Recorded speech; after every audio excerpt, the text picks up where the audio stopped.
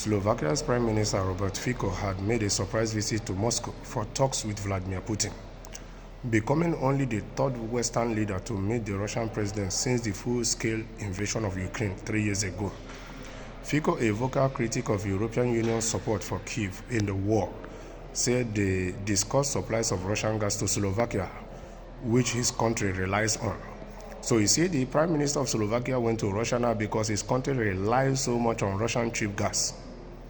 And he's trying to see if there's any way he will continue the flow of Russian gas to Slovakia without violating the EU laws or without getting into trouble with the United States, which leveled sanctions and compelled their Western allies to follow suit. A deal with Russian gas giant Gazprom to transit energy through Ukraine to Slovakia is due to expire at the end of this year, and Ukraine has signaled its intention not to renew it. Fico says Vladimir Putin has been wrongly demonized by the West. You see? So he's putting his full weight now because this Prime Minister of Slovakia has even been against the Western or European stand, them supporting Ukraine in this war.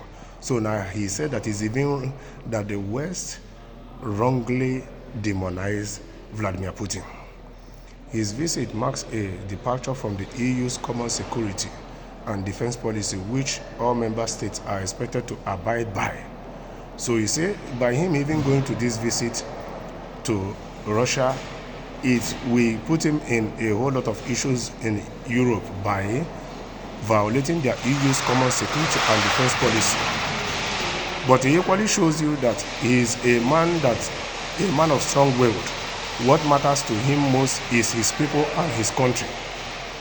Under this framework, the EU has imposed multiple rounds of sanctions against Russia since Putin launched the full-scale invasion of Ukraine in February 2022.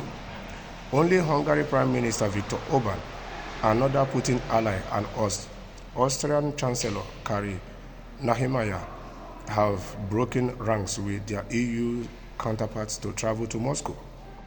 So you see, the Hungary Prime Minister have been to Moscow, the Austrian Chancellor have been there, and now Slovakia. And these are countries that the cheap Russian gas is very important for them. Top EU officials were informed about my journey and its purpose on Friday, Fico wrote on Facebook. He added that Putin had confirmed he would be willing to continue to supply gas to Slovakia. Although the Slovakia leader said this would be practically impossible with Ukraine refusing to renew the gas transit deal. So what does it tell you? It tells you that Slovakia have to find a different alternative because Ukraine said they won't be renewing this agreement. Kremlin spokesman Dmitry Peskov told reporters it was a complicated situation, adding Russian gas is necessary for the normal operation of certain European countries' economies. Fico's visit has gone down badly with opposition parties at home, with Slovakia's neighboring EU and NATO ally, the Czech Republic. Czech Foreign Minister Jan Lipavsky said his government had secured energy independence from Russia and he was thinking of Ukrainians who could not spend Christmas with their loved ones because of Putin. So, you see, we don't know how all these things are going to end.